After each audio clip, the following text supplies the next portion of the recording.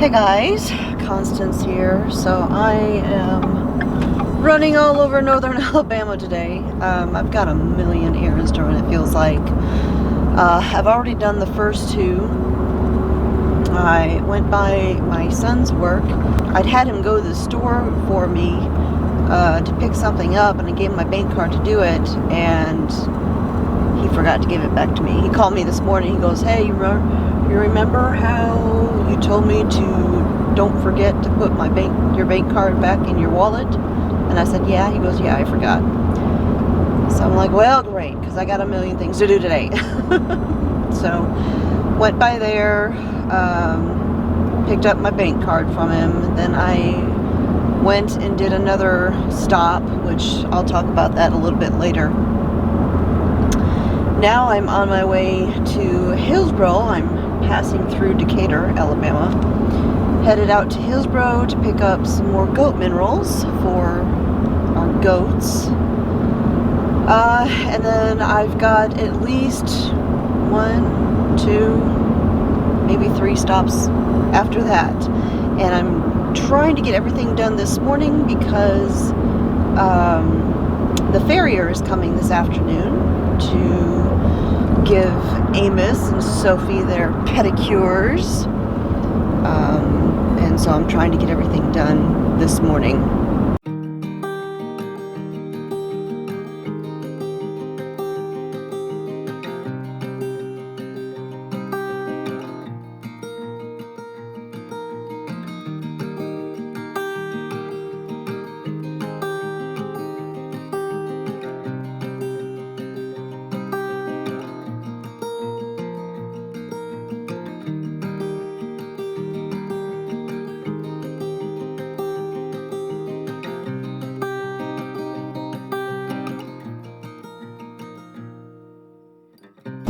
Alright, I got my minerals for the goats, and now I'm headed to the other feed location that I go to because I need to get some donkey feed.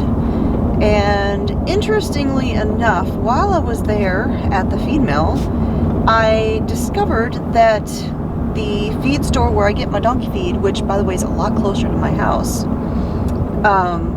carries their stuff, and I guess I just never realized that. So I'm going to ask them, hey, do you have the Shegog goat minerals? It's a special goat mineral blend that is made specifically for our area. And if they do, I'll be able to get it there, which will be great because, like I said, it's a lot closer to my house. That'll save me quite a few miles of driving.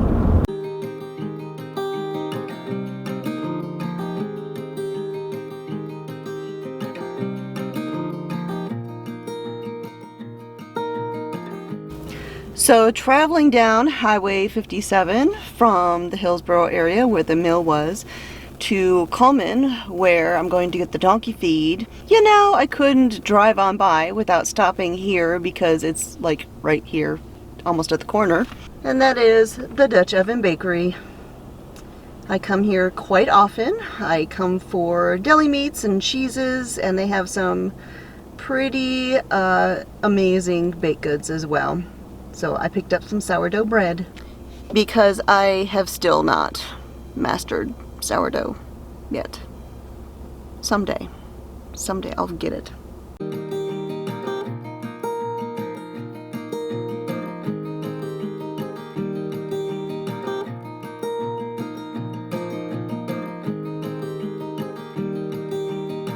Okay, got the donkey feed. Now I'm heading back to Hartselle, my town where I live, and I've got 3 stops there to do. I'm telling you, it is a run around kind of morning. 3 counties I'm hitting today.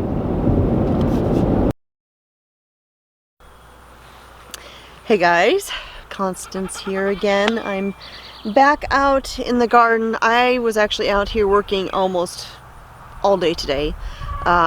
In the garden doing a bunch of weeding because we had a lot of rain last week, and then over the weekend, of course, we had that tropical storm system that came through here, and it just poured all day yesterday.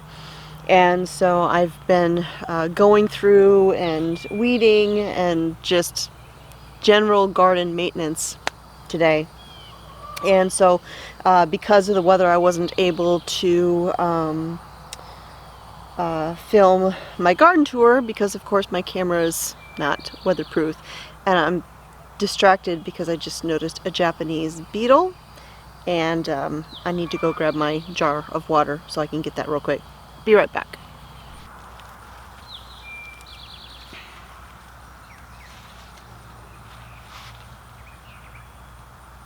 Well, I tried to get it.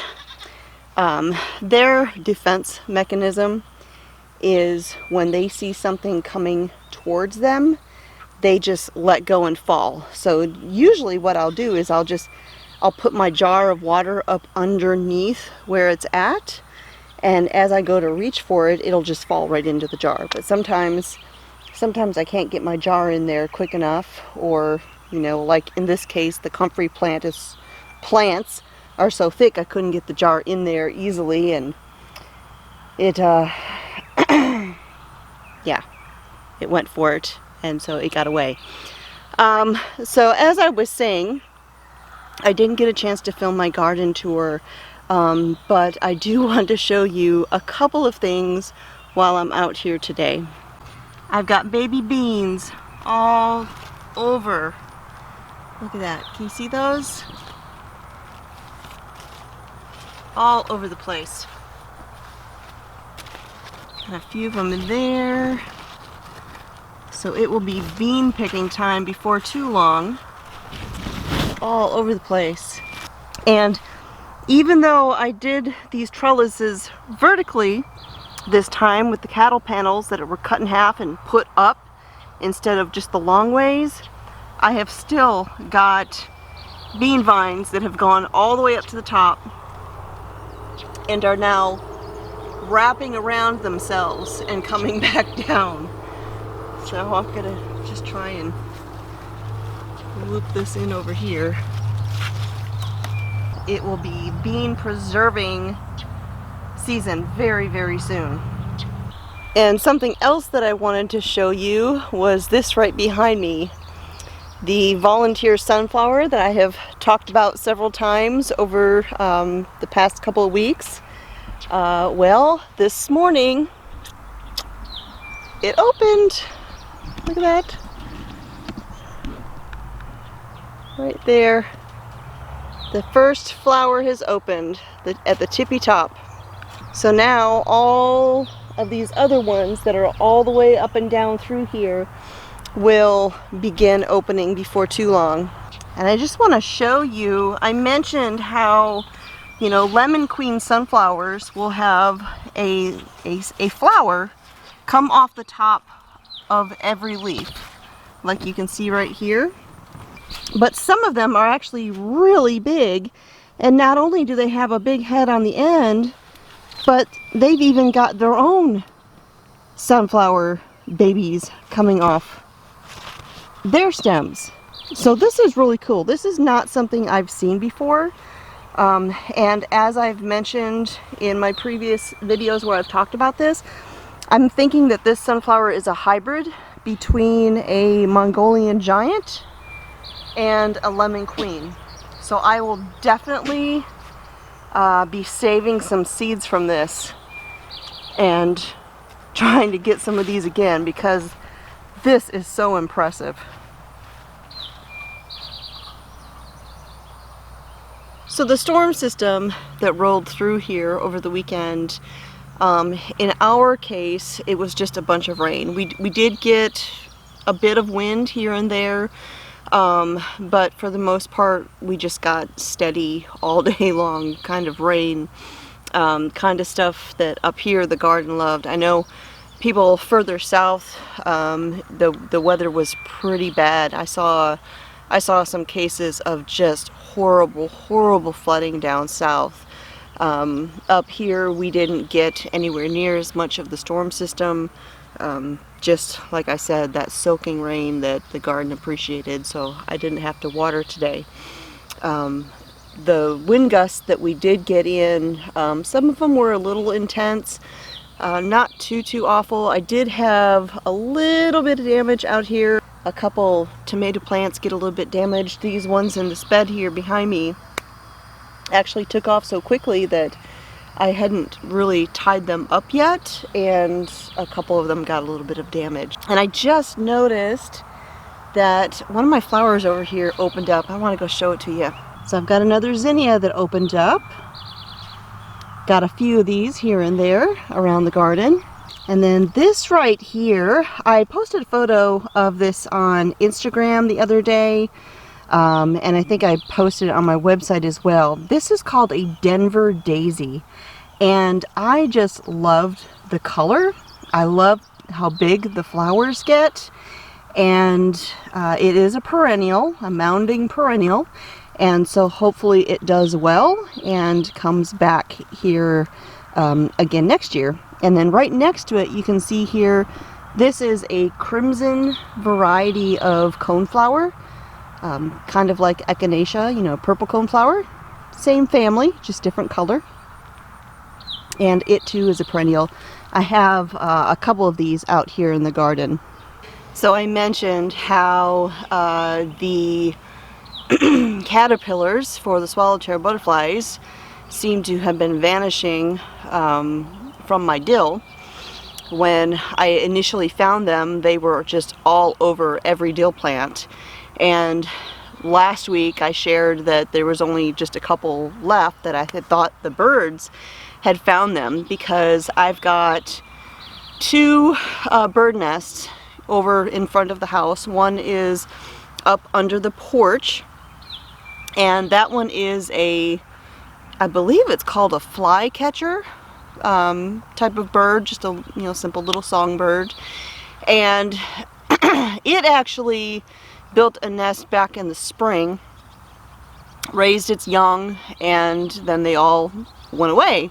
And so we thought that was that, and we went ahead and we took down the nest because we wanted to clean up the area and everything. And next thing I knew, it was building a second nest and has raised a whole second group of babies.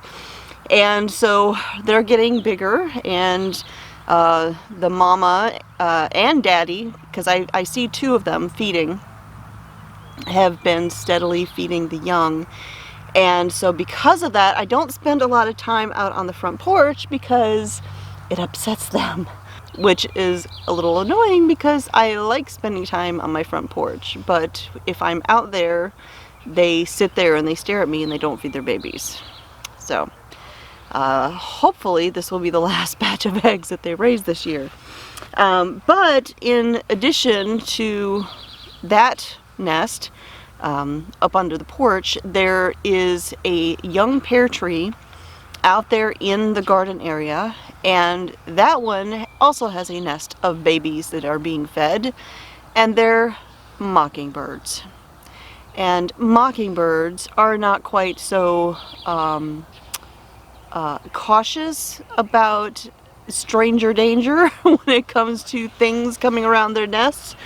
Oh no, they are much more aggressive. So this morning I took a break, I sat on the porch for just a few minutes, and while I was sitting there, you know, the flycatcher bird was sitting there looking at me, and it kept like chirping. Well, next thing you know, here came a mockingbird. And it was going from post to post, fence to fence, trellis to trellis, and just carrying on. Each time getting a little bit closer to where I was sitting and having a fit. Well, I needed to work in the garden. I have things to do out in the garden. And so I'm out there, and the entire time I am in the front garden, the mockingbirds are going crazy, and I'm having to watch because the stupid things are like swooping at me. Yeah. I mean, at one point I felt like I was in the Alfred Hitchcock movie, The Birds, because it was just, yeah. And I don't think I've shared this story, and I'm not going to go into the whole story right now, but I have a thing about birds. I actually find birds a little disconcerting, believe it or not. I like seeing birds outside and flying around, but I don't like them near me. And years ago when we first started keeping chickens, I actually had to overcome that, and I'm fine with chickens now, but I'm still not a fan of other birds. And I had an instance years ago with Mr. Smith and Mama's pet bird, and I won't tell that story right now, but let's just say it only added to my uneasiness about birds. So right now I'm not too keen about those mockingbirds out in the front garden, and I'm kind of thinking about what I can do to maybe prevent them from building a nest in that tree again next year, because that's my garden. And I gotta work in my garden without getting dive bombed by mockingbirds. So real quick, I do want to share something. It's kind of on a sadder note. I mentioned, I think it was on social media, I forget where I shared, that I'd had a kind of rough, it was in my newsletter.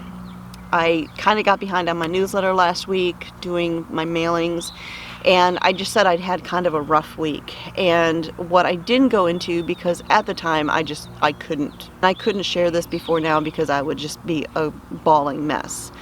But we have an elderly cat. His name is Hickory, and we've had him for a very, very long time. And the last couple of years, you know, we could tell that his health was declining. He had arthritis, he had some other issues that we had supplements that we gave him and things to help him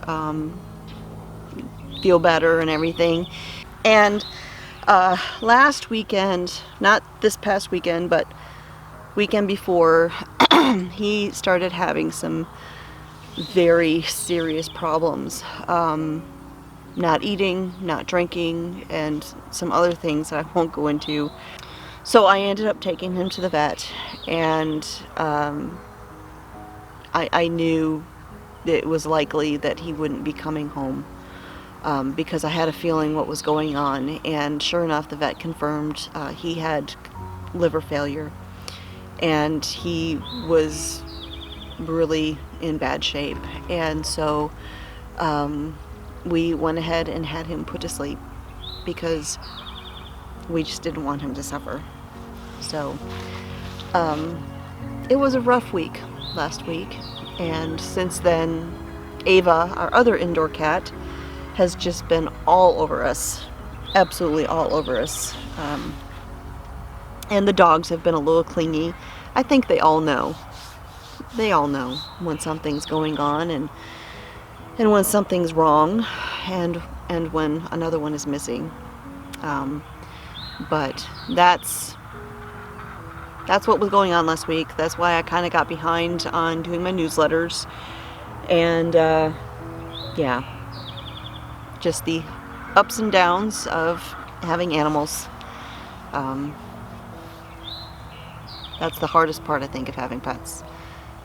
So we went ahead and had him cremated. He is now sitting on our mantle in the living room beside China, who was our husky dog who passed away suddenly a while back. And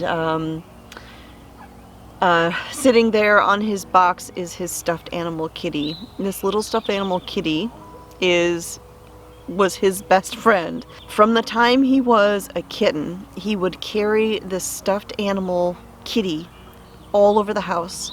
We would find him eating beside his kitty, drinking with his kitty.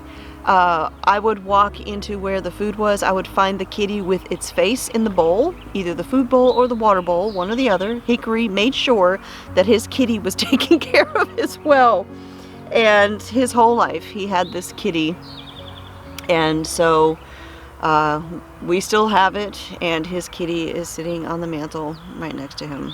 So but that's what's been going on around here, and the weather looks like it should be pretty good the rest of the week. So there should be no reason I don't have a garden tour coming up this week. And it feels like the garden is seriously taking off. Tomorrow I'm actually going to be doing some more baking, more zucchini. I've got lots of zucchini. And so I think I'm going to make one of my favorite zucchini recipes, and I will share that with all of you guys. So the sun is behind the trees. It is evening chore time, and I need to get to that. So thanks for spending some time with me again here today. I will talk to y'all next time.